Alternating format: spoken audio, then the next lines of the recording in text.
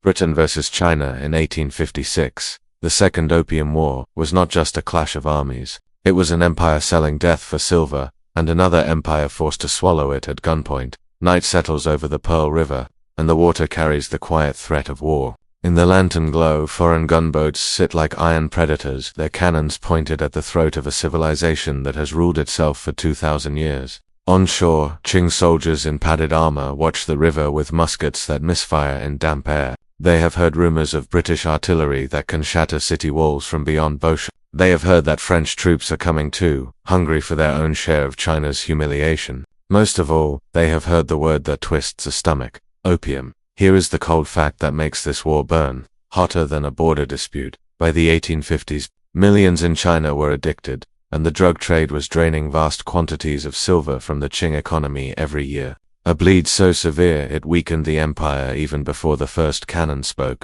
The fighting will begin with a single spark, a small ship, a contested flag, and a decision in Beijing that seems safe for one more day. But in a few months, that decision will place the Dragon Throne itself in danger, and one question will hang over every battlefield that follows. When the invaders push toward the heart of China, who will betray the empire first, its enemies, or its own fractured soul? The war did not begin with a grand declaration. It began with the kind of moment history loves to disguise as minor. A small ship sliding through grey water, a handful of men arguing over a flag, a single decision made in a city office that felt routine, even boring, until the world cracked open.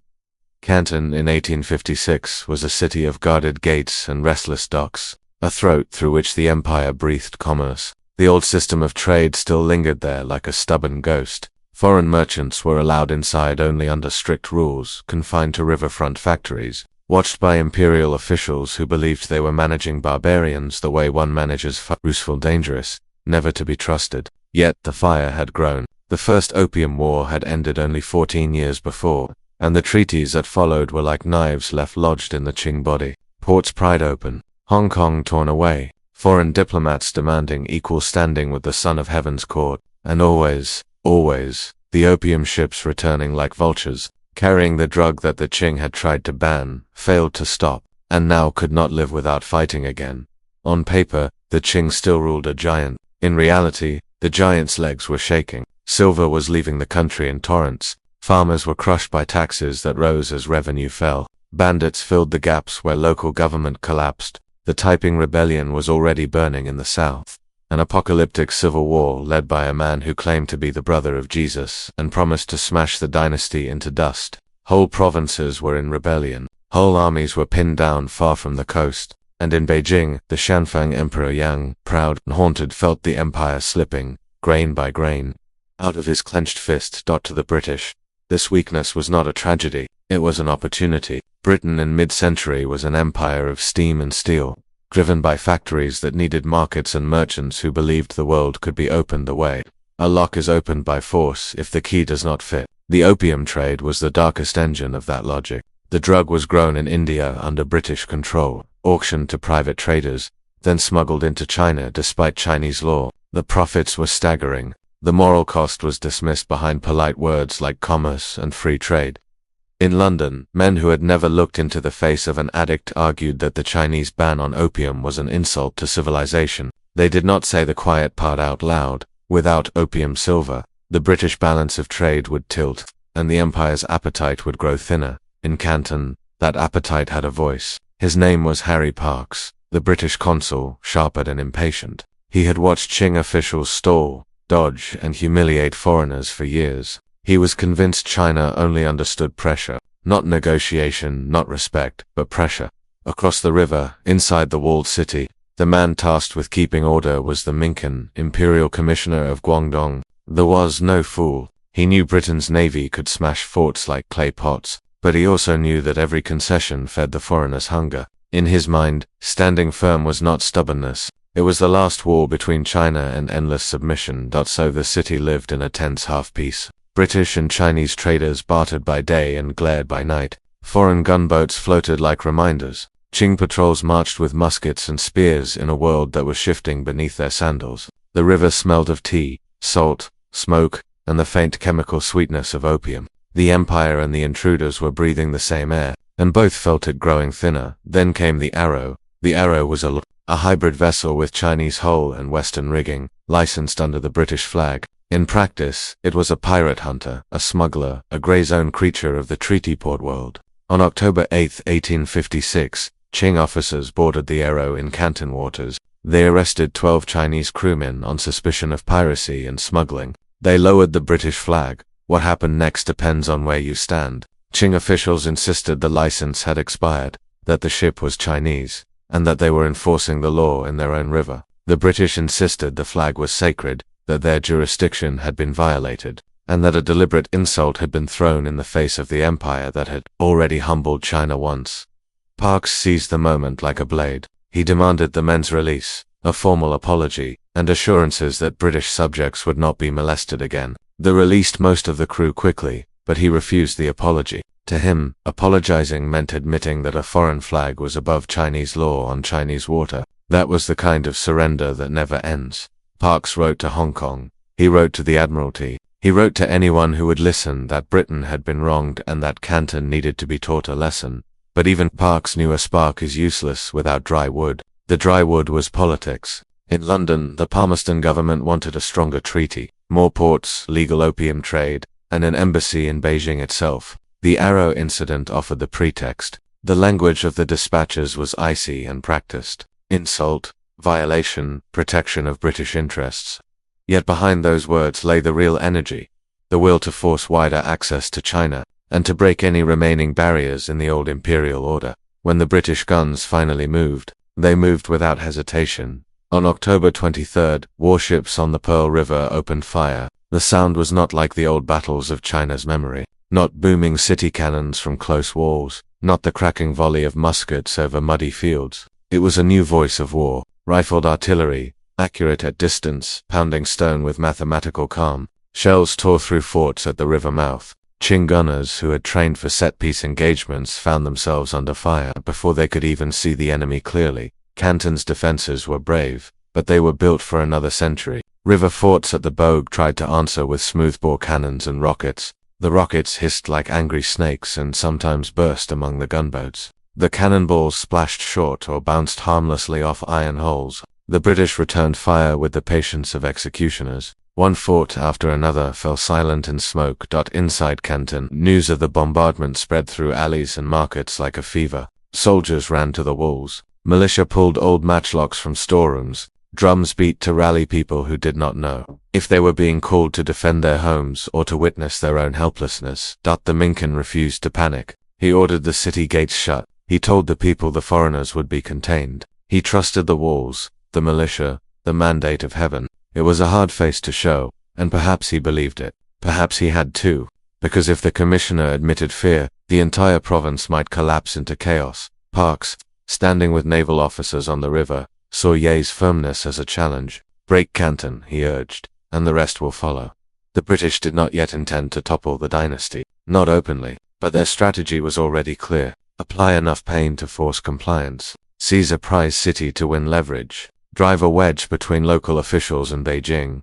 For the first time since the First Opium War, Chinese civilians watched foreign shells fall on their skyline. Roof tiles shattered, temples trembled, fires bloomed where markets had been. The people screamed not only with terror, but with confusion. They had heard the dynasty was weak. They had seen rebels marching in the countryside. They had paid new taxes to feed wars that never ended. Now they saw that the sea itself had turned into a road for invaders. And still, something stranger happened. The very suffering that foreigners expected to soften China sometimes hardened it instead. The city's elders spoke of humiliation. The young men swore revenge. Secret societies whispered that heaven was angry with the Manchu rulers for failing to protect the land. The resentment did not rise in one direction. It rose like floodwater against the British, and also against the Qing who seemed unable to stop them. As November deepened, the British pressed closer. They bombarded the city walls directly. They sent landing parties to probe weak points. The Qing returned fire from the ramparts, their muskets flashing in night air. Sometimes a British sailor fell, pierced by a ball, tumbling into the river. The gunboats answered with volleys that shook the stones.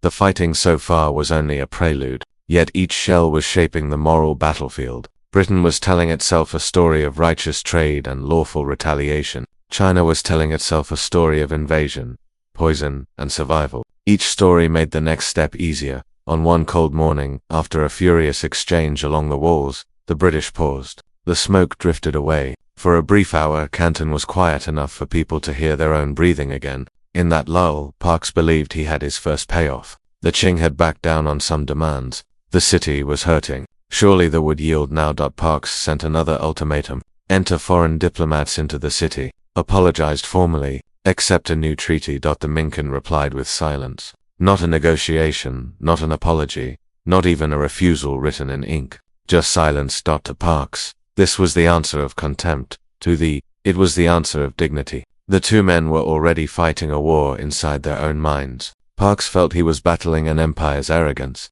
They felt he was battling an empire's greed. Neither could step back without losing more than face. The iron road to Canton came pale and wet, the kind of morning that makes every sound sharper. Canton's walls were still standing, but they looked older now, as if the bombardment had aged them a century overnight. Along the river, the British ships sat in a tightened crescent, their masts and funnels streaked with soot. The pause of the last days had been a thin mercy. It ended the moment fresh sails appeared at the horizon. They arrived in disciplined, silent reinforcements from Hong Kong and beyond. Marines in dark coats, sailors with faces carved by salt wind, artillerymen hauling field guns onto muddy banks. The British were not coming to argue anymore. They were coming to enter a city that had refused them, and to make refusal impossible for every other city that watched. Inside Canton, the Mincan walked the ramparts before sunrise. He kept his robe tidy, his posture straight, and his voice measured, as if order could be imposed by sheer composure. He had told Beijing he had told his people the foreigners would be repelled, yet every soldier on the wall could feel the truth in their bones. The new British guns were closer. Their shells came flatter, faster, and with a cold accuracy that made the old parapets feel like paper. Yi's officers begged him to prepare for negotiations, or at least to open the gates and let civilians flee. He refused both. If Canton opened, the dynasty's authority crumbled with it. If officials evacuated, the city would believe itself abandoned.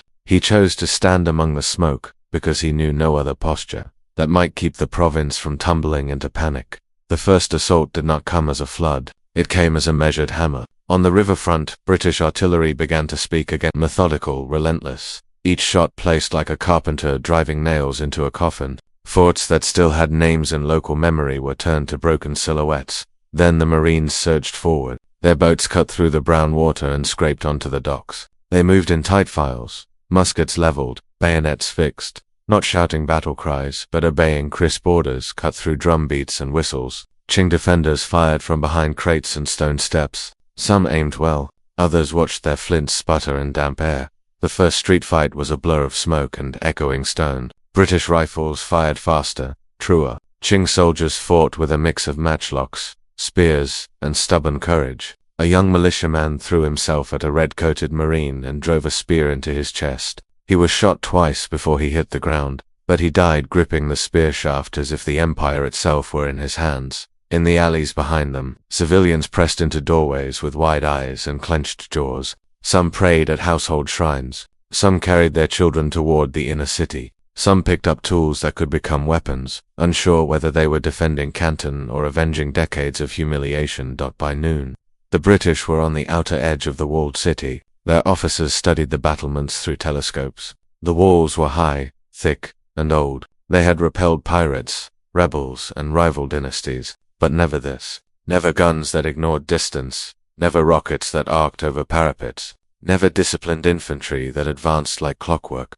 The British commander, Sir Michael Seymour, ordered the guns brought closer, and the city reeled under a tightening ring of fire that still did not yield. His refusal began to feel less like confidence and more like a spell he could not break. He sent messages to his troops to hold each gate, each tower, each breach. He told them that heaven watched their loyalty. He told them the dynasty would reward their sacrifice. The men nodded, and then some drifted away at night to find their families, or to escape a death they no longer believed could matter.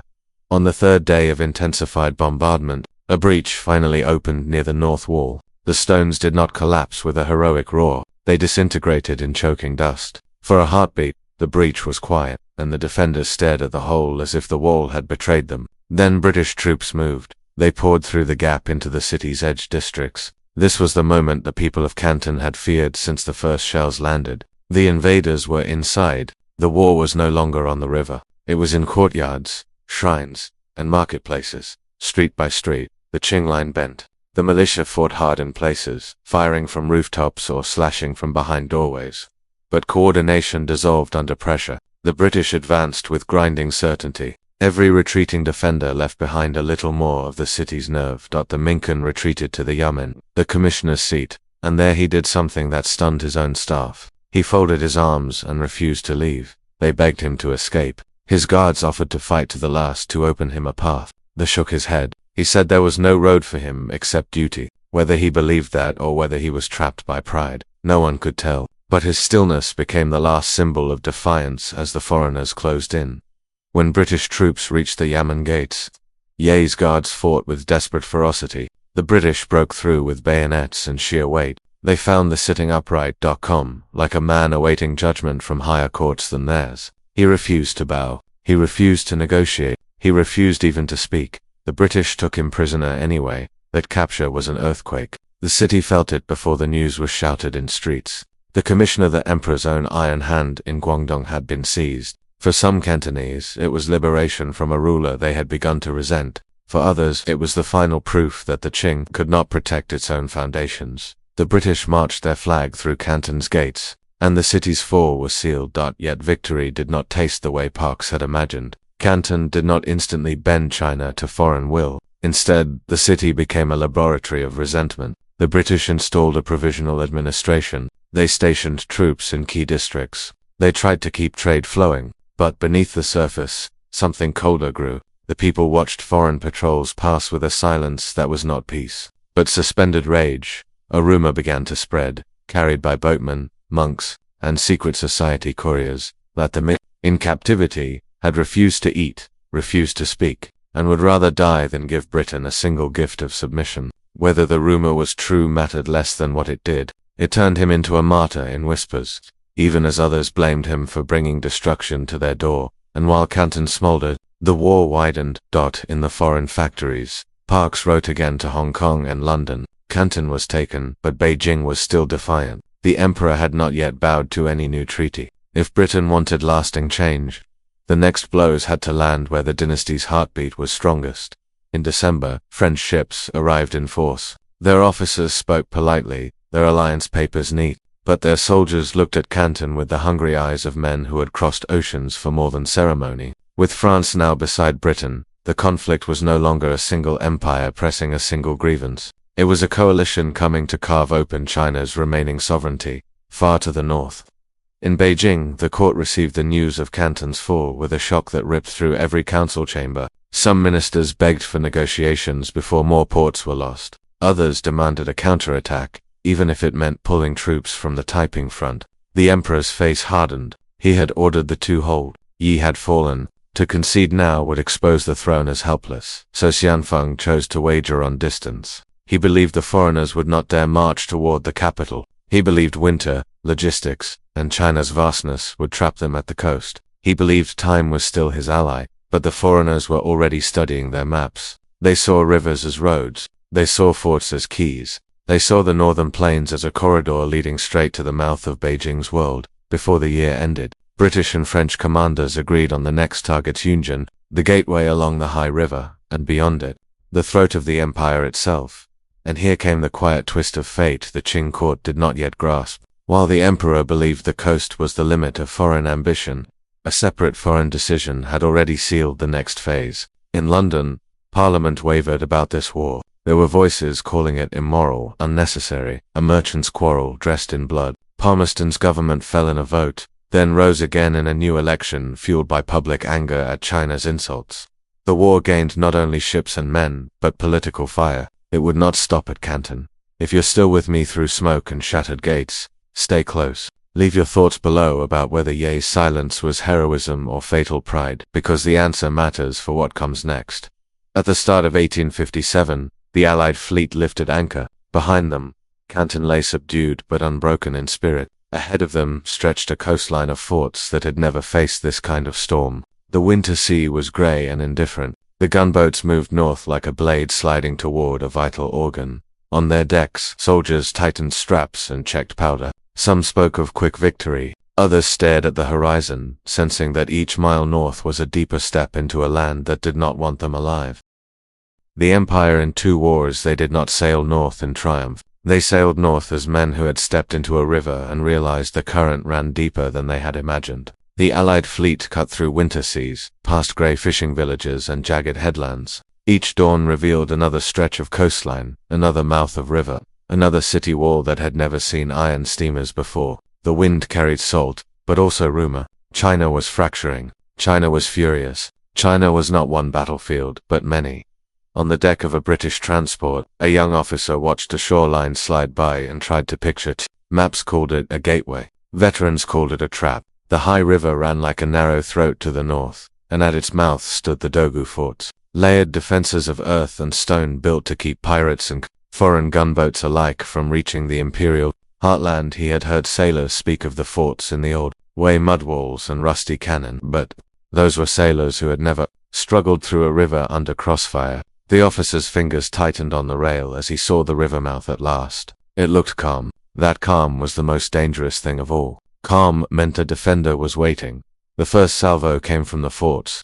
Before the fleet had fully turned into firing positions, black smoke rose from Chinese batteries, and the river answered with thunder. Cannonballs slapped water beside the leading gunboat. The Qing gunners were not ignorant men. Some had studied foreign cannon since the last war. Some had survived earlier humiliations and sworn never again. Even the mud walls had been reinforced. The Allied commanders hesitated for a single breath. Then they ordered forward. What followed was not the shallow arrogance of Canton. This was a different kind of fight. A choke point battle where the land itself decided how much steel could pass at once. The high river was narrow enough to turn ships into a line of targets. The fort guns could rake the channel. The ground around the forts was soaked and broken, making land assaults slow. French Marines went ashore first, wading through freezing water, muskets held high. They hit mudflats that swallowed boots and slowed charges into a stagger. British sailors hauled light artillery onto patches of solid ground, their hands numb, their breath white. Qing infantry met them with volleys and rockets that hissed over the reeds. For a moment the river mouth looked like the edge of some ancient underworld fire on water.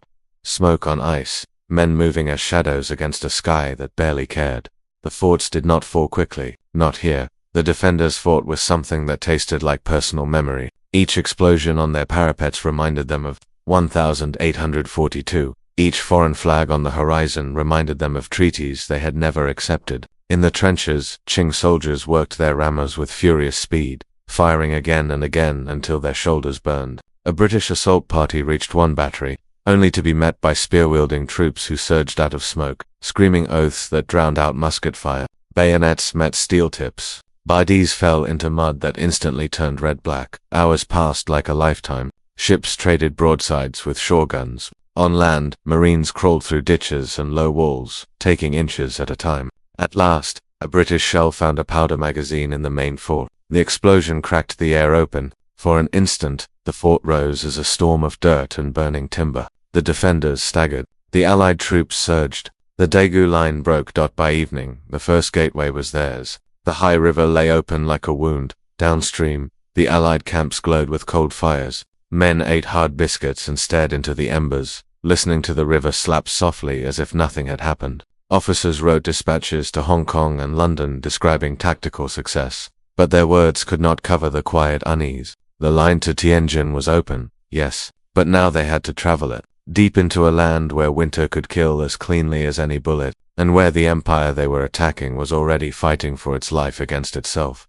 Because even as the forts fell, two wars were grinding China at once. Far south, the Taiping banners still climbed toward the north like a second invading sea. The rebellion had taken Nanjing years before and renamed it Tianjin, heavenly capital, as if the rebels had stolen the right to name heaven itself. Their armies were vast, fanatical, and fueled by rage against the dynasty. They tore down temples, executed Manchu officials, and promised a new world at sword point. News from those fronts reached Beijing in fragment cities lost, armies routed, generals killed or defecting. The court tried to hold a mask of dignity, but behind it the empire was bleeding everywhere. The treasury was exhausted, grain supplies were thin. The old banner forces that had once been the dynasty's iron, spine were rotting with corruption and defeat. In the Forbidden City, the Shanfeng Emperor paced through halls that had once belonged to unstoppable ancestors. His advisors stood in two camps. One said, "We cannot fight foreigners and rebels together.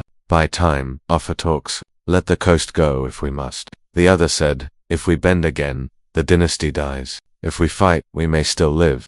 Shanfeng was not a coward, but he was young, and the air around him was thick with fear he could not admit. His father's generation had lost Hong Kong. His own generation was losing the interior to rebellion. Now the foreigners were moving north again. The emperor's mind became a battlefield of pride and paranoia. Every concession felt like betrayal of his ancestors. Every refusal felt like walking into a storm blind. He chose refusal. The order went out to Tianjin: do not negotiate in weakness. Do not open the way to the capital. Hold the line. The message reached a garrison already cracking under strain. Along the high river corridor, local commanders had to feed, arm, and steady troops who knew they were outgunned. Some had not been paid in months. Some had family in Taiping-occupied territory. Some whispered that heaven had already turned away from the Manchu throne. Yet those same men watched the Allied fleet steam upriver and felt their blood rise. They might hate their own court, but they hated invaders more, so they prepared an ambush of nerve and mud. Forts deeper up the river were reinforced. Trench lines were dug. Floating barriers were anchored across the channel. Sharpshooters were positioned in reeds, their matchlocks wrapped in cloths to keep powder dry. When the Allied ships advanced, they found the river sick with obstacles. Chains rose under holes. Stakes scraped iron. At the banks, hidden batteries opened fire at close range. One British gunboat took a direct hit that tore through its deck. Men vanished in a burst of splinters and blood. Another ran aground, and Chinese volleys raked its crew before it could be pulled free. For the first time in the war, the invaders tasted what it meant to be vulnerable. Not morally vulnerable. Ships could be trapped. Men could be cut down without seeing who fired. The river was not a road, it was a funnel. The Allied commanders pulled back, furious but chastened. They answered with their own kind of patience. If the river was a funnel, they would widen the mouth with land assault. They sent troops along the banks in biting cold, dragging guns through reeds and ice, slowly prying open each defended bend. And with every mile north, a new face of China appeared before them. Villagers watching from doorways with eyes full of grief. Militias that fought one day and vanished the next. Ruined homesteads already burned by rebels or imperial tax collectors. The foreigners had come to force treaties, but they were walking through an empire that sometimes looked already half dead. That realization did something unexpected to a few Allied officers. It did not stop the war. It did not soften orders, but it complicated the air. They had expected a proud, unified enemy. Instead, they saw a civilization in civil war. Its people squeezed between poison trade, foreign cannon, and a dynasty losing its grip. In Tianjin itself, the city gates were shut tight by the time the first Allied columns appeared beyond the river haze. The defenders stood on the walls with banners snapping in a bitter wind. The Allied artillery unlimbered on frozen ground. A silence held for a long moment, as if both sides were waiting for someone else to break. History's glass shut, then the guns spoke. Shells crashed into outer defenses. The walls answered with cannon fire. Allied infantry advanced in disciplined waves, using ditches and shattered huts as cover. Qing troops fired down, their muskets flashing in uneven lines. The city shook. Inside, civilians ran through smoke, clutching food bundles and icons, searching for cellars and temples that might still be safe. The battle tightened into brutal closeness. A French assault found a weak gate, and a rush of Marines poured in, bayonets gleaming. Qing defenders met them with swords, halberds, and short-range volleys. The streets became a maze of blood and echoing shots. By nightfall, Tianjin was taken, not shattered as Canton had been, but seized by force and exhaustion. Allied flags rose above a city that had tried to block the road to Beijing and failed. The march on the North Beijing did not sleep that winter. The palaces were warm, the courtyards swept clean, the red walls unbroken by shell or flame. But inside those walls, the air was raw with dread. Couriers arrived at all hours, boots crunching frost, breath steaming in lamplight. One carried the foreign treaty from Tianjin, its phrases sharp as knives. Another carried news from the south, where Taiping banners moved like a fever toward the dynasty's spine. A third brought lists of grain stores and troop counts so thin they looked like the empire had already been hollowed out. The Shanfeng emperor listened to them one by one, his face still, his eyes burning. He had been taught that the Son of Heaven must never show uncertainty. Yet the Empire was asking him a question no sovereign wants to answer. Which enemy do you face when facing both might kill you? The foreign treaty lay on a table of polished wood. It demanded more ports, permanent legations in Beijing, expanded trading rights, and the legalization of opium under the language of regulated commerce. It was not just surrender of territory, it was surrender of dignity, of law, of the right to say no within one's own land. Some ministers urged acceptance. We need time, they said. The rebels are the true blade at our throat. Let the foreigners take their paper victories. We can deal with them later. Other ministers clenched their fists and spoke of shame. If we sign, we invite the world to trample us forever. If we resist, heaven may still grant us strength. Xianfeng's pride and fear fought in silence. In the end, he did what exhausted rulers often do. He tried to split the impossible. He agreed to talks, but not to full submission. He sent envoys to Tianjin to bargain, to delay, to find some narrow bridge between humiliation and annihilation. The Allied commanders received the imperial envoys in occupied Tianjin with stiff politeness. The British plenipotentiary Lord Elgin was a man of cold patience. He had watched the Qing stall foreigners for years, and he had no intention of letting the court wriggle free now. The French representative Baron Gros shared his resolve. Together they offered the treaty as a final door. Walk through it, or be pushed through it later. The Qing envoys bowed, spoke in careful phrases, and asked for revisions. Elgin refused. The envoys asked for time. Elgin refused. The envoys tried to hint that further war would make China ungovernable, that rebellion might consume everything. Elgin answered with a calm that was almost cruel. Then you will have more reason to accept. Days of brittle negotiation followed. Neither side yielded. The river ice thickened. The Allied camps grew restless. The Qing envoys began to realize they were bargaining with men who had already chosen the road to Beijing. When the envoys finally returned to the capital with a treaty, the emperor saw betrayal in every line. His court had failed to wring mercy from the invaders. His generals had failed to stop them at the forts. Even the gods seemed silent. He made his decision with a voice that barely shook. The treaty would not be accepted on foreign terms. If the invaders wanted obedience, they would have to march for it. The order went out to the northern armies. Fortify the road, raise militia, block the rivers, prepare to bleed the foreigners until they accept less, or until they die. It was a defiant order, but it was also a desperate one. The northern forces were not the same armies that had once overthrown Qing China 2 centuries before. The banner troops still wore their fine uniforms and carried their imperial pedigree, but many had never seen a modern battlefield. Provincial green standard units were scattered, undermanned, and sometimes more loyal to their local commanders than to the throne. Some were brave, some were hungry, some were already thinking about which side would still exist in a year.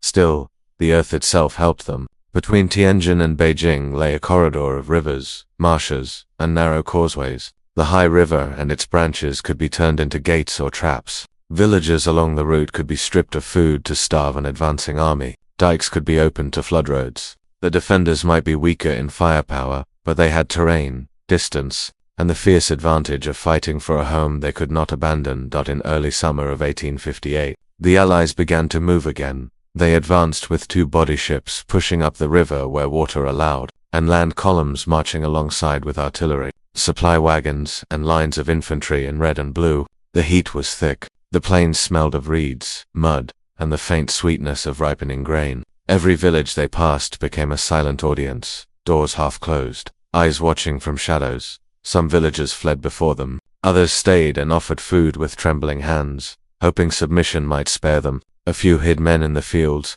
waiting to fire from cover and melt away. These ambushes were small, but they gnawed at Allied nerves. Each crack of a matchlock from unseen reeds reminded them they were moving through a nation that did not accept their presence, even if its court was divided.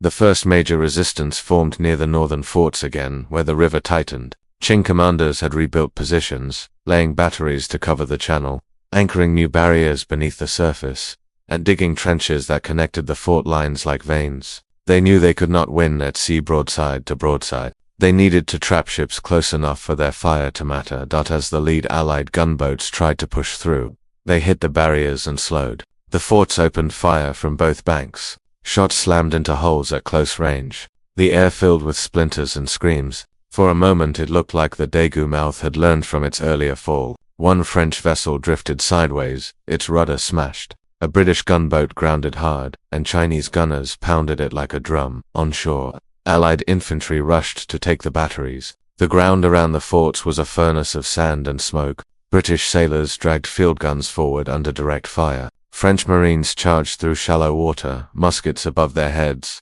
bodies dropping around them. Qing troops met them with volleys and then with blades, their cries raw in the heat. At a key battery on the left bank, the fight turned into a brutal knot of bodies. A Qing officer in a blue robe drew a long saber and drove his men forward, striking down a Marine with a sweep that split coat and flesh. He was shot in the chest and kept moving for 3 more steps before collapsing. Behind him, his soldiers did not retreat. They surged around his falling body as if his blood had become their oath. The Allied commanders watched their lines falter for the first time in months. The forts were not collapsing quickly. Their troops were paying in sweat and bone for each yard. For a few hours, the war balanced on a thin edge. Then Allied artillery found its rhythm. Guns on land and ships synchronized their fire. The fort walls began to crumble. The air became a rolling thunder. One defensive magazine exploded, then another. Smoke swallowed the parapets. When it cleared, the Allies were already rushing across the broken earthworks. The Daegu line fell again. The river road was reopened. After that, the march became a race. The Qing forces withdrew toward the interior, trying to retain their cohesion while the Allies pressed forward with new urgency. The invaders knew delay helped only China. They also knew that summer heat could rot an army faster than bullets. They pushed hard, their supply lines stretching thin behind them, their men marching with salt-caked uniforms and blistered feet. As they neared the outskirts of Beijing's world, the landscape changed. The vast plains narrowed into guarded approaches. Walled towns appeared more often, each one a potential knife in their flank. The Allies took some by force, bypassed others, and tried to keep the road straight. Yet something they did not expect was building in that narrowing corridor. The Qing court had been issuing orders not only to generals but to local nobles and militia leaders, promising rewards for resistance. Some answered happily, others answered because they feared what the people would do to them if they did not. Bands of irregular fighters began to shadow the Allied columns. They attacked stragglers. They fired into convoys at dusk. They vanished into sorghum fields before cavalry could catch them.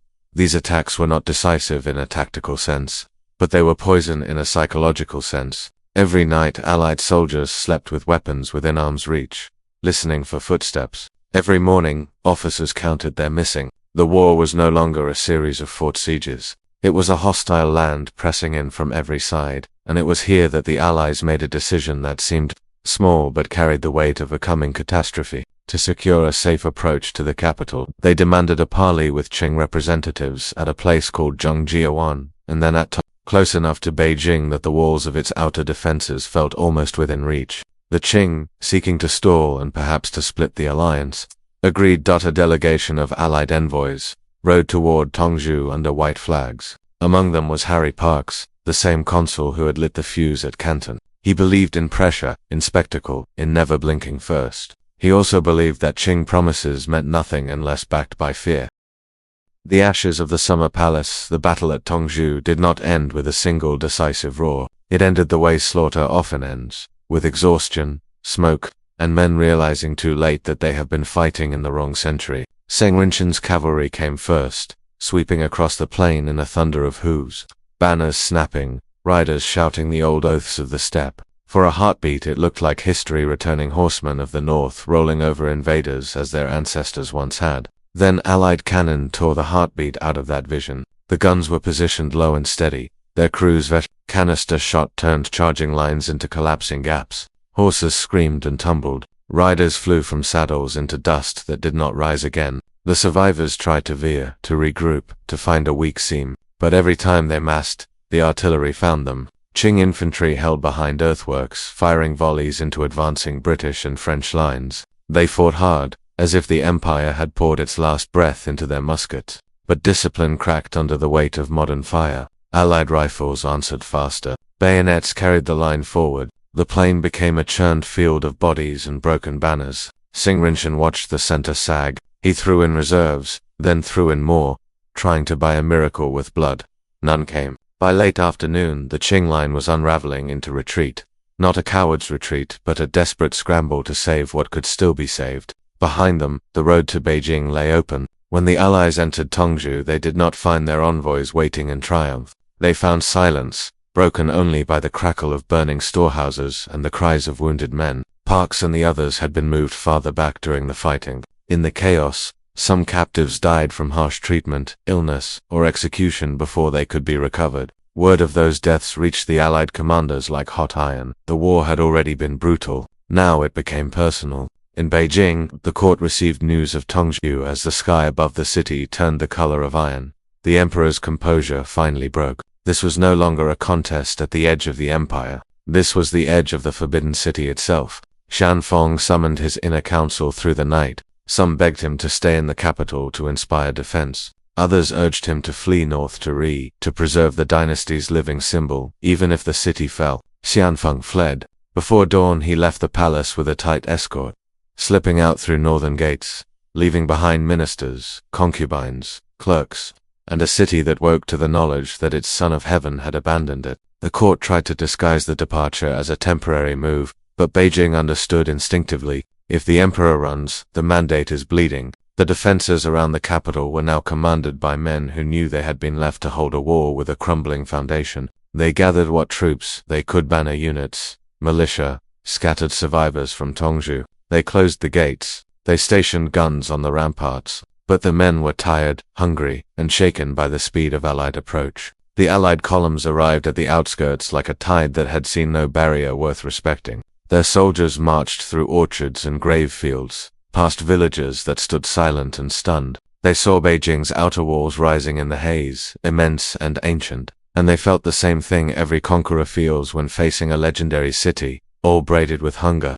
Lord Elgin did not want to storm the capital if he could avoid it. A storming would cost thousands, and he still wanted a treaty signed, not a city reduced to rubble. But he also knew that hesitation would invite fresh ambush, fresh resistance, fresh bargaining. So he ordered a demonstration of force: stake the outer positions, probe the gates, make the Qing negotiators feel the breath of their own collapse. The Qing negotiators came, not with pride now, but with nerves stretched thin. They offered compromise. The Allies answered with terms hardened by Tongzhou. The treaty must be accepted in full. Envoys must be allowed into Beijing. Indemnities must be paid. Opium must be legalized. The Qing envoys pleaded that such demands would tear the empire's dignity to pieces. Elgin replied with a voice colder than the autumn air. Dignity had been traded away when the envoys were seized. The court had chosen war over words. This was the price. While negotiations hung, the Allied army occupied the outskirts. They camped near a place that looked like a dream of another world, the Yuan Minyan, the old summer palace. It was not one palace, it was a kingdom of gardens. Lakes shaped like calligraphy, strokes, bridges arched like pale moons, halls carved with poems, libraries that held the memory of centuries. For Qing emperors, it was where rule became art, where they escaped the weight of ceremony and walked among symbols of harmony. Now foreign soldiers walked there too. At first they looked with curiosity. Some were astonished, some were amused. They had heard China described as decadent and backward, yet here was beauty so precise, so deliberate. It felt like civilization distilled. Then came the darker impulse that follows conquest. Curiosity turned to pillage. Men pried jade from shrines, tore silk from screens, stuffed porcelain into sacks. Officers tried to restrain their troops, but restraint dissolves in occupied ground when anger is fed. The anger was fed by the captives' deaths. When Elgin confirmed that several European prisoners had died in Qing custody, he decided on punishment that would scar China's memory for generations. Not the sack of Beijing itself, he said, but a blow to the emperor's private honor. A lesson to the court, written in fire. The order was given. On October 18, 1860, Allied troops set the summer palace ablaze. The fire did not start as a single inferno. It started in scattered halls, in pavilions where candles had once lit poetry readings, where emperors had listened to water and believed the world could be balanced. Flames climbed carved beams as if hungry for the very idea of serenity. Roofs collapsed into gardens that hissed and blackened. The heat was so fierce that lacquered doors bubbled and split. Scrolls that had survived dynastic wars for centuries were reduced to ash in minutes. Chinese servants and eunuchs watched from hiding places, weeping silently, unable to intervene. Some tried to carry out relics under cover of smoke. Most could only stare as their sacred world turned to cinders. Even among the Allies, there were men who felt a sickness rise as the flames spread. They had come to force a treaty. They had come to defend trade. They had not imagined themselves as destroyers of art.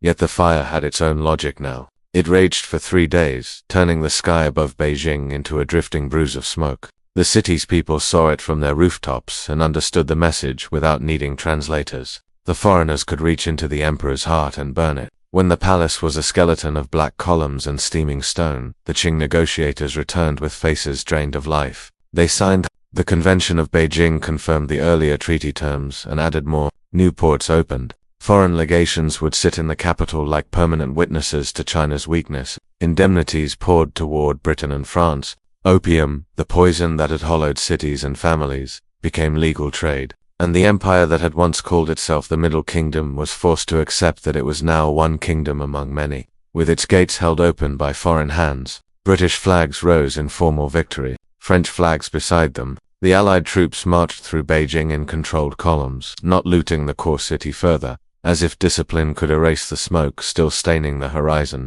And yet, beneath the treaties and parades, nothing felt finished. China's humiliation did not end at the ink of signatures. It settled into the bones of the people who had watched palaces burn and emperors flee. It fermented in secret societies, in scholars' diaries, in the silence of farmers who now paid indemnities for wars they had not chosen. The dynasty survived, but its aura had cracked beyond repair. The Taiping Rebellion still raged elsewhere, feeding on the same despair the foreigners had deepened. Governors began to trust their own armies more than Beijing's decrees. A new era of warlords and reformers was already stirring in the shadows. Britain had won its silver road, but it had also planted a seed. It could not control an anger that would not fade with time, only change shape. As the last Allied ships withdrew down the high river, their holds heavy with loot and their treaties secured, the soldiers looked back at the northern plains and felt, some of them, a faint unease they could not name. They had forced open China's gates, yes, but something vast and wounded was still standing behind those gates,